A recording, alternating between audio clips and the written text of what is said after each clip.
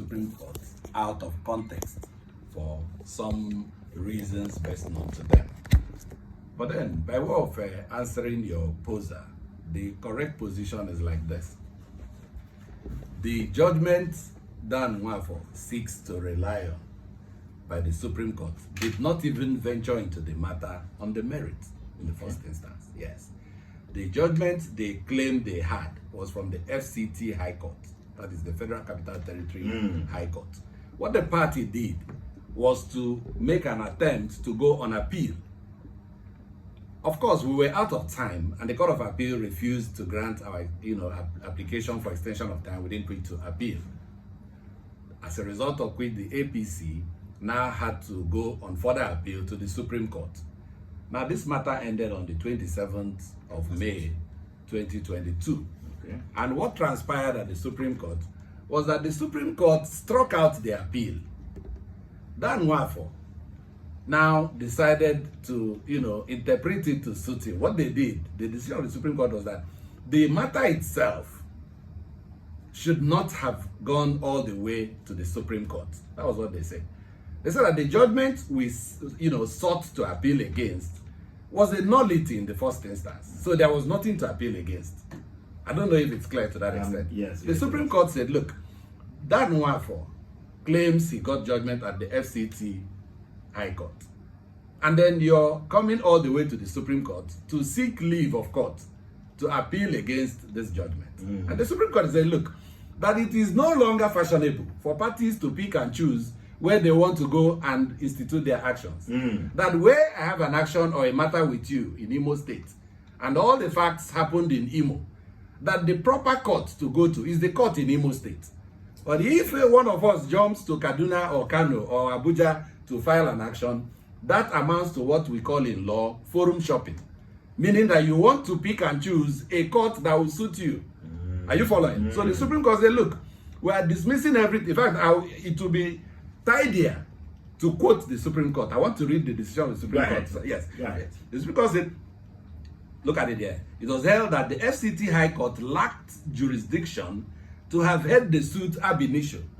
In law, when we say ab initio, we mean from the beginning, from the onset. It now said further that the trial court lacked the territorial jurisdiction, competence, that's the trial court here, lacked the territorial jurisdictional competence to have entertained the suit in the first place, hence rendering the decision it reached a nullity. In law, when we say a decision of a court is a nullity, it means that it doesn't even exist.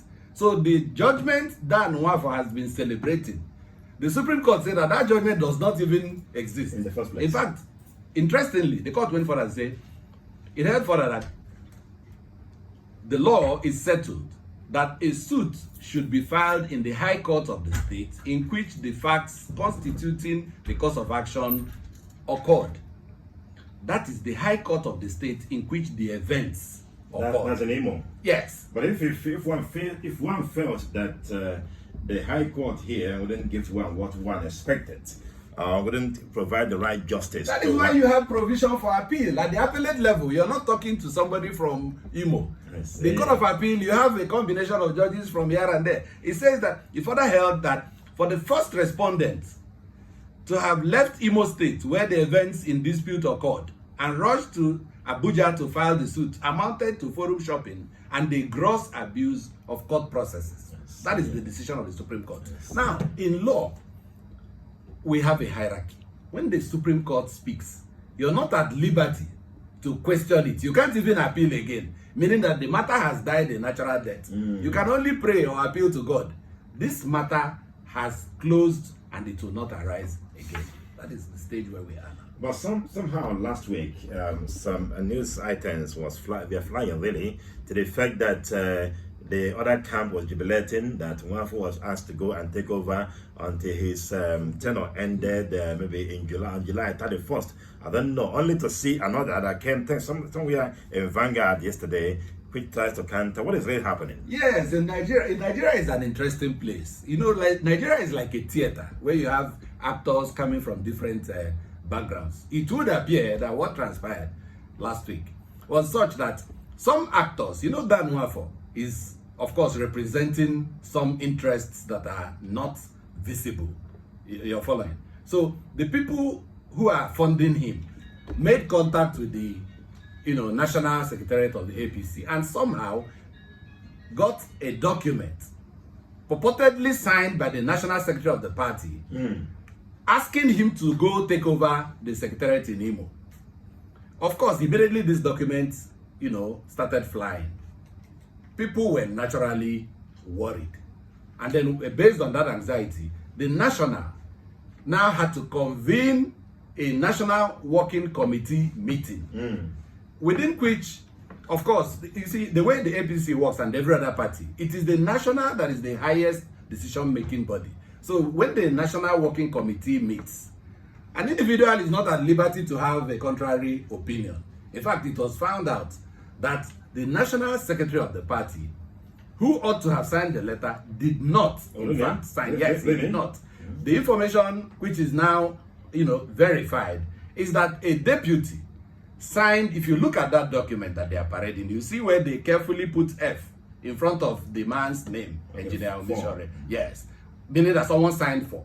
But when it comes to sensitive matters like this, the individual who is seized with authority to sign that letter is not at liberty to delegate it to someone else.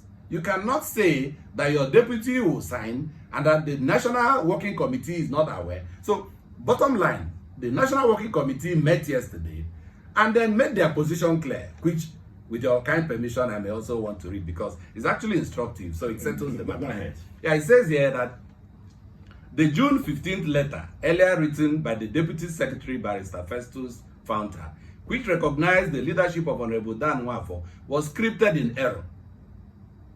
It now says that the National Working Committee just finished a meeting now, and in their decision, they rescinded that letter. So the status quo in Imo remains that McDonald Ebere-led state committee remains the substantive chairman of the party in Imo State. There is no change of leadership. So what happened was just a mere mistake. The Supreme Court judgment was very clear. The current executive of McDonald was the product of a Congress. The Congress that produced Nwafo's group has just elapsed by decision of the NEC, that is the National Executive Committee. So the current ESCO there now is the only recognized leadership in Imo. This you will find in Vanguard of yesterday, the Guardian of yesterday, and these are responsible, newspapers that do not report like, some irresponsible ones do. Of course, they are credible, except anybody has any issue as to the credibility of these papers I just mentioned, Vanguard and Guardian. You speak like a logo luminary. Thank you. Well, in case you just joined us, you are listening to Newsmaker on Orient FM, and we have here in the studio the State Publicity Secretary of APC, Kajetan Duke, and Barrister Uche Nwosu, the State Legal Advisor. We're discussing the state of APC in Imo State and purported reinstatement of Dan Nwafo as the chairman of the party in the state. Of course, you're hearing from the horse's mouth now. We also intend that in the course of this, we're going to open the phone line and allow Imo to be part of the discussion, because Imo belongs to all of us. And APC, being a national party, also belongs to most people too, even though I know some will also want to pick their tent with other parties. Let me come to you, the Publicity Secretary. I don't want to take you to the legal aspect because that may not be your jurisdiction. But let's go back to APC in the state. How would you describe the just held primaries, and how does the average APC faithful here feel about everything about it? Okay, thank you, Jerry. Like I said before, before I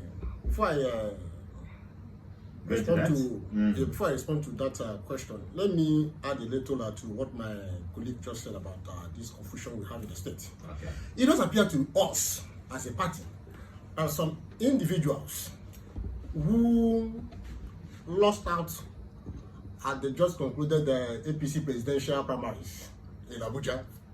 They will have ganged up, against the leadership of the party in the state to distract us from the business at hand.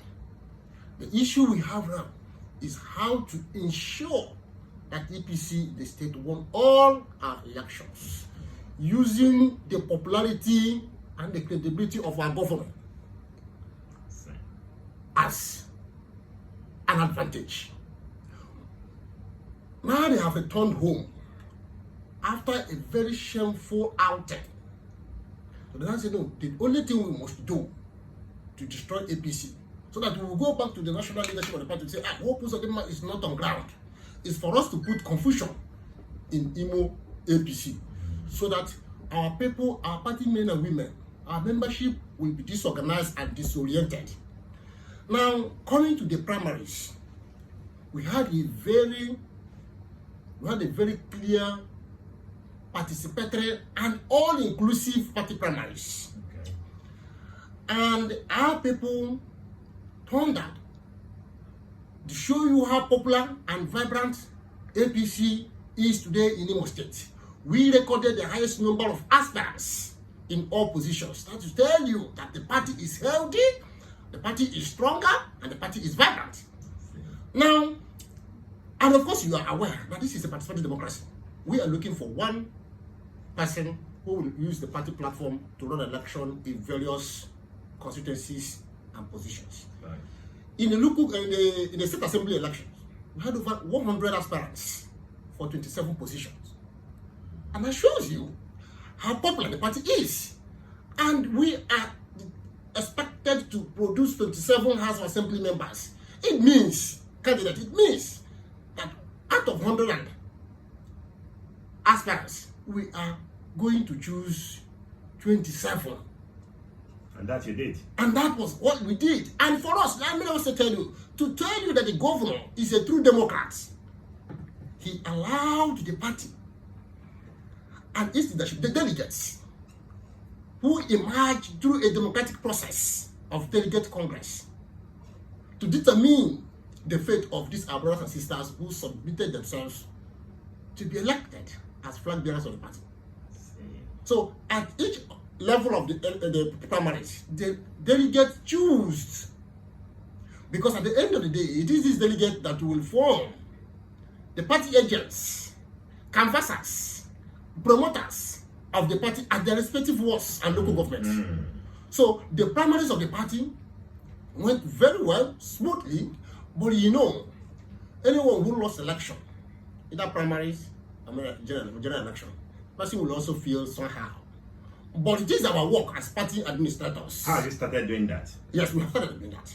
As party administrators, it is our work. Before we started the election, we tried as much as we could to preach to them, to understand that what we are doing at the primary stage of this exercise is an internal exercise. It's an internal exercise. And our party, APC, have instituted a reward mechanism. So that anybody, any aspirant who decided to use our party platform to run election is a critical stakeholder in the party. And we cannot, as party administrators, allow you to just go like that. We must find a way to integrate you into the system. But we must do that when we win the election. So every one of us must work together as partners. All hands must be on deck. So APC will win the election. So it is when we win the election, we will not come down and now begin to say, yes, you did well, this is your reward. You did well, this is your reward. You must win the war before you share the process of the war. So what we are doing now as party administrators is to ensure that we manage the post-primary election issues. Balance. But that is where we are. Before this confusion from my good brother and friend, Diana Wafo, who incidentally and unfortunately have allowed himself to become a pawn in the political chessboard of some unknown politicians in the state. And I pray that he will understand that somebody who is celebrating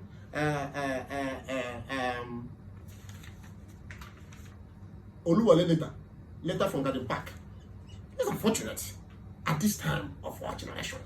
And somebody is telling you, and you have also forgotten, let's calm down, because we need to tell ourselves the truth. What you did not tolerate as a governor, what you, Uncle Jerry, did not tolerate as a sitting governor, he should not allow another, he should not expect another person to tolerate it. When you look at the governor, we are running a gated democracy in Nigeria. We are running a democracy that places the governors, they give them an advantage in party management. So the way it is, against the backdrop of the job you have at hand, does the state SK of APC feel threatened by all these recent developments? Now let me tell you, before I went to the national convention, that one for published on his Facebook page, his verified Facebook page, that he has submitted his delegate list. He published on his verified Facebook page that he had submitted his delegate list, emo delegate list, that his people will be accredited to participate at the national convention. Yet, Rocha scored 0. People saw McDonald Ebere leading the emo contingent, leading the emo delegate at the national convention. Before this time, that Nwafo had said that he's the state chairman of the party and he is going to conduct the party primaries. And the party have concluded its primaries. That Nwafo have no candidate. Even his own local government of Mbitoli. Nobody submitted party form to him. Even in his own community in Mbitoli. He couldn't even lose one person from Mbitoli as the House Assembly candidate of his own faction of APC. And today somebody wants to give credence to a trash of paper that Nwafo is parading as a statement order. And let me also tell you, maybe my colleague didn't point that observation. Let me tell you, there are processes of administrative communication.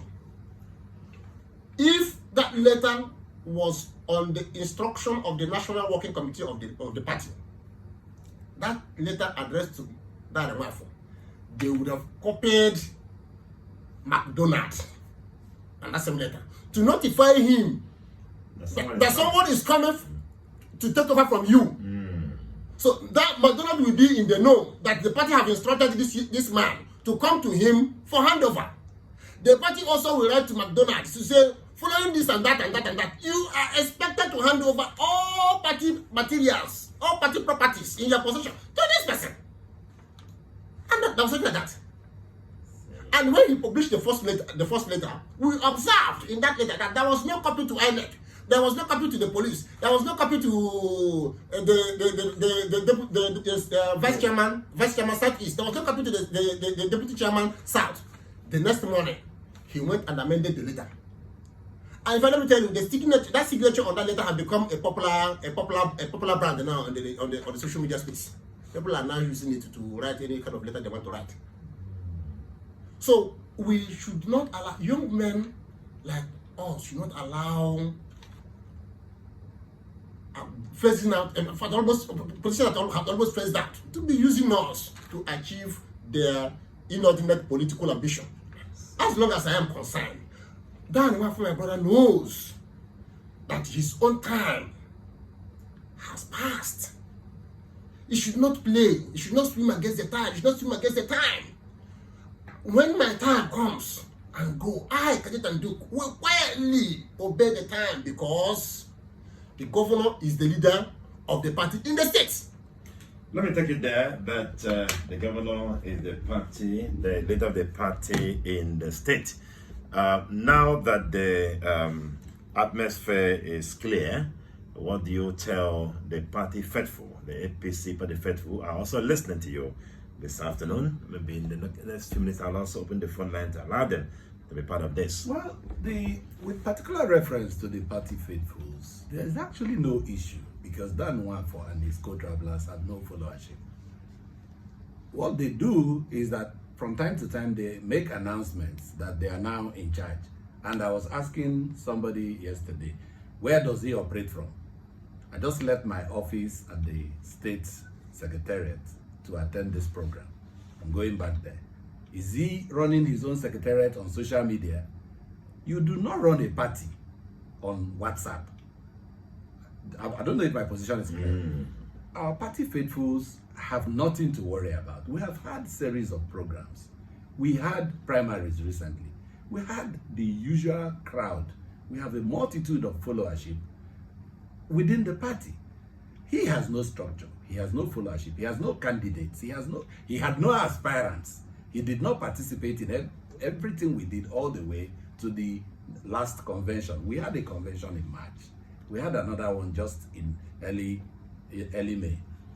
And where does he operate from? Because an invisible state chairman does not make any impact with particular reference to the party faithfuls. Maybe they may perceive him as some distraction that makes himself an object of ridicule from time to time, but in reality, he's not making any impact. That's the summary of what I can say. This is Newsmaker reaching you on Orient FM 94.5. And we have the State Publicity Secretary of the APC, Kajetan Duke, and Barrister Uchenwoso, the State Legal Advisor.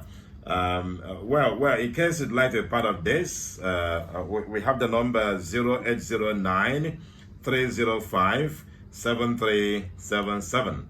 0809 305 7377. Where the calls have been expected, let me come to you back again.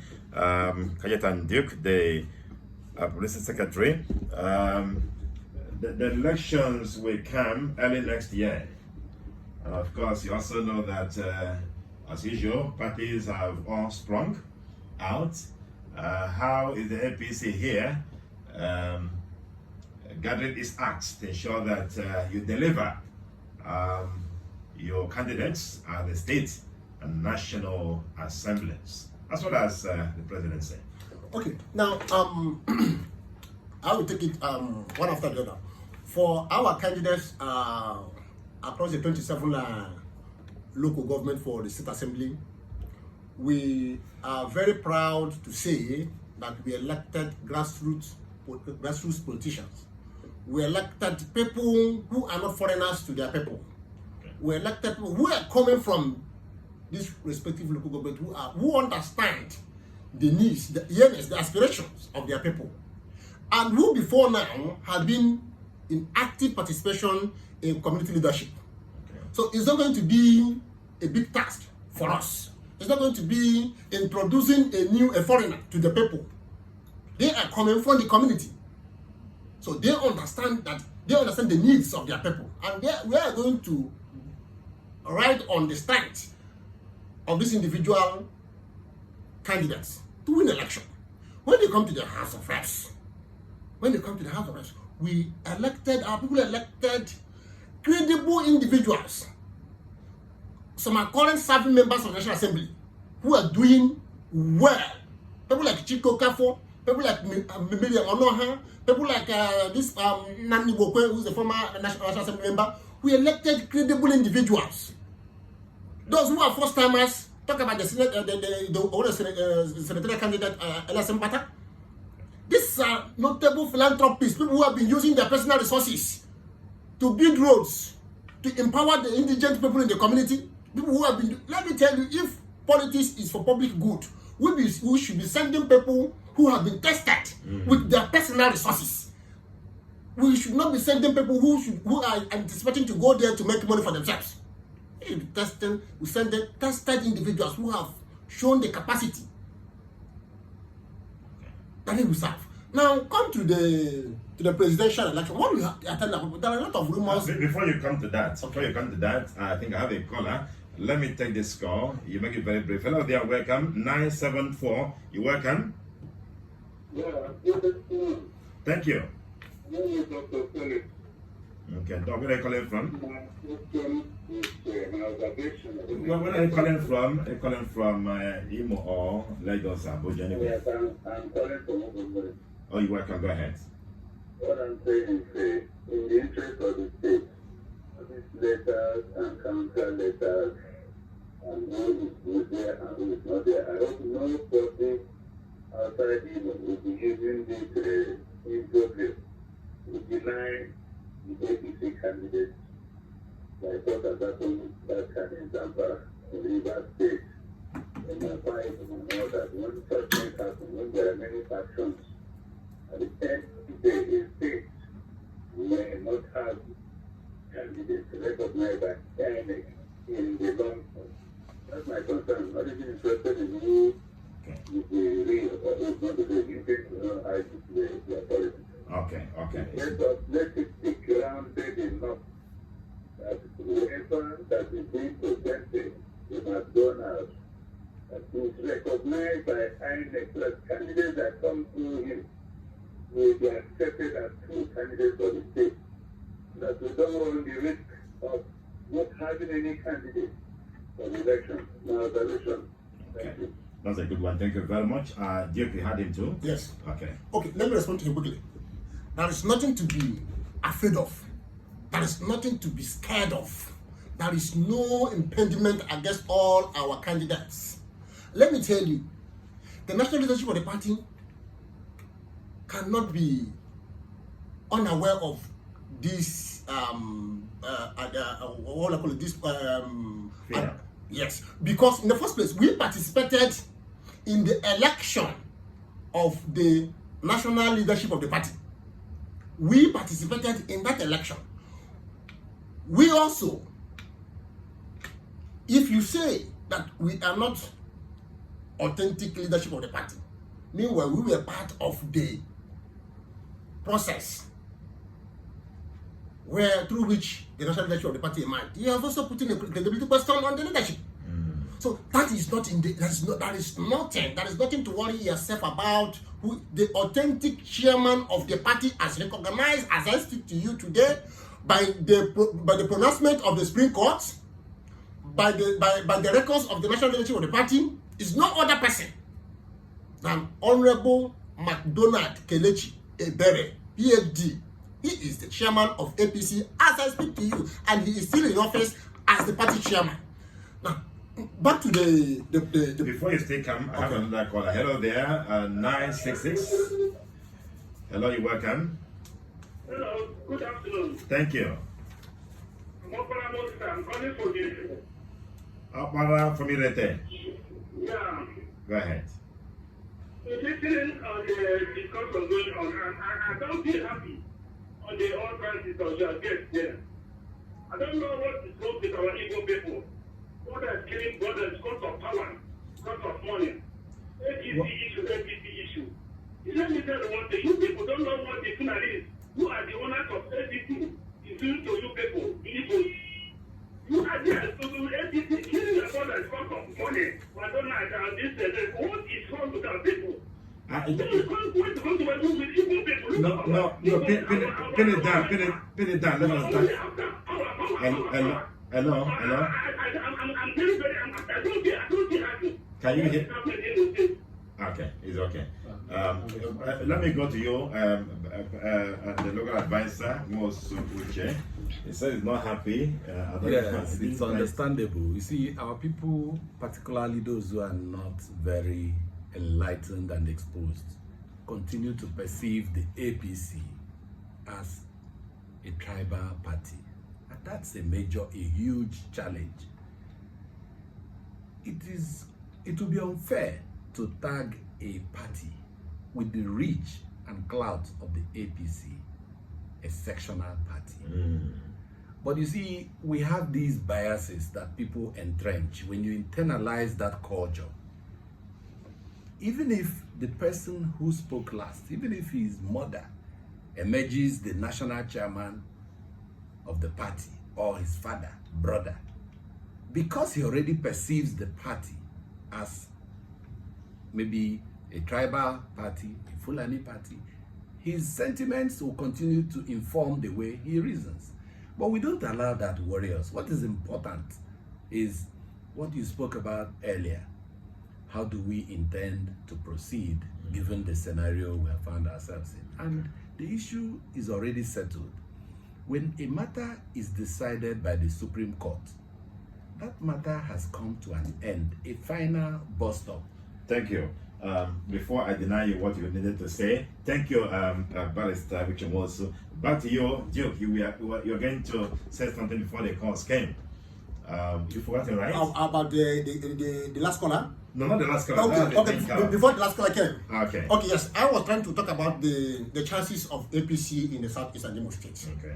Or in terms of the presidential election. That's right, okay. Yes. You see, in 2015, in 2015, at the inception of APC, so many people, like the last caller who just called, who just said APC, the Fulani party and stuff like They that. actually said that Yes. the words we are using, Yes. so those there don't seem yes. to use other Yeah, he names. said, yes, he said APC is a Fulani party and this and that. That denied us. That is where we are today. And people are still saying, now, what are we doing? This is the opportunity for us in the Southeast to massively join the majority. What happened at the just concluded national convention of both APC and PDP have revealed those of us who are politically active to understand that for you to win in a majority election like this, you must always align yourself with the majority.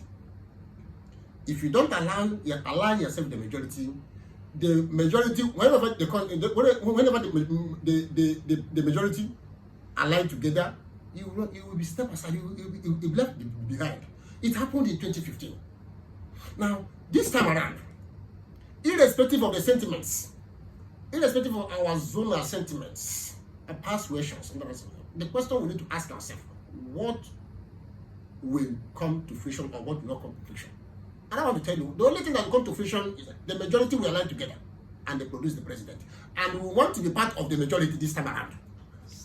And we are marketing APC in such a way that our people will see that there is only one way.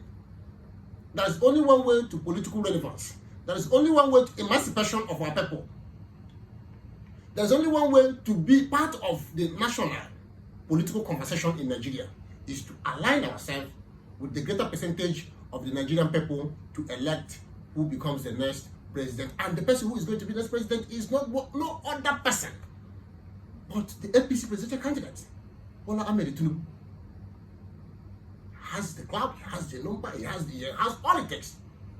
So we will encourage our people, mobilize our people, so that at the end of the day, at the end of the day, after the day, after the exercise, we will be part of those who have contributed in installing the next president.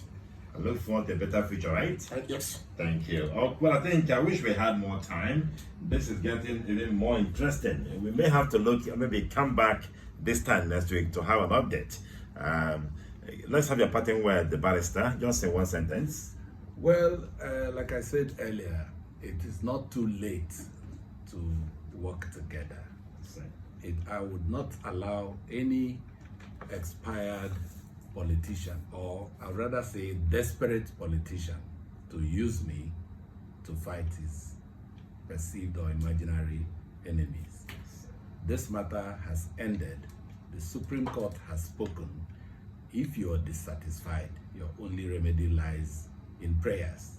There is nothing again any court in Nigeria can do.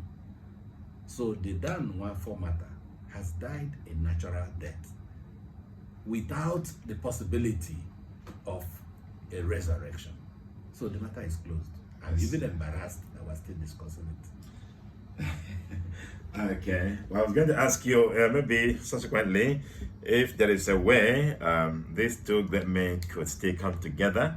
If there's a way the two factions, if there are factions really, could still come together for a bigger APC in Imo. I don't know. The doors of the party are permanently open. See. These are our brothers. They are at liberty to join us. The problem is they have people behind them. And you can also send an olive branch? Why not? It's always, I said the doors are open, meaning that we've already extended the olive branch. The problem is pride has set in.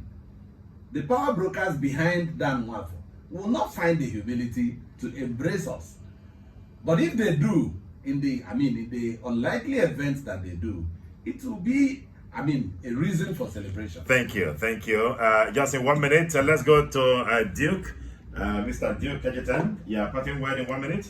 Well, thank you. The summary of the whole thing is Dan Nwafor, as I speak to you today, is not a member of APC. Dan Nwafor is not a member of APC, and it is on record, having failed to revalidate his membership during the just last membership revalidation and registration exercise conducted by the immediate past National Caretaker Extraordinary Convention Planning Committee. As I speak to you, that Nwafo has no valid membership card of APC, and such a person is claiming to be the chairman of this. It's an embarrassment. So I am playing to my brother Nwafo to stop embarrassing himself and stop embarrassing his generation. People like us are embarrassed that our brother has allowed himself to become a political pawn in the chessboard of Rogers Okorocha's family. It's not good.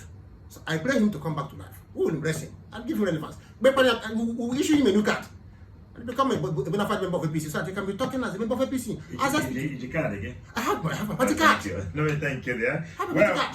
that's what we draw the curtain really on this edition of Newsmaker, which is open for everyone to be part of. Just indicate, come to the commercial department, or you can call the presenter, and then the floor will be yours to be part of this every Monday through Friday, 12:05, 1:05, as the case may be. Let me thank you for being here. The State Publicity Secretary of APC, Mostek Kajeta and Duke, thanks for coming. Thank you, Say it again, Uncle Jerry, right? Uncle Jerry. I am glad to be here, and I also look forward to be here again and again and again and again. You will come next week. Thank you, sir. Marijuana. Thank you. Let me also thank you, Barrister Uche Wosu. Each time this name is mentioned, I don't know, but Barrister here made the meaning. Barrister Uche Wosu, thank you for coming. Yeah, thanks for having me. And I'm one like, day, yes, rightly- Uche Wosu. No, there's no link, no causal link. And like you can see, The link is my- just your email address, right? yes, I I think see. that's about the only link. See. My name is Dr. Uche Nwosu, really. I see. Some people just choose to say Barrister Uche Nwosu, PhD. But I of course, see. that alone distinguishes one Uche Nwosu from the other. I So see. it's not a problem at all. It's just So thanks for coincidence coming. of names, yes. For coming, many thanks to you too, Shadrach, Stafford Wogo, and every other one that has made this possible for us to be here this afternoon. I am Jerry Osoji, and here we draw the curtain on this edition of Newsmaker, until perhaps on Monday. See you again.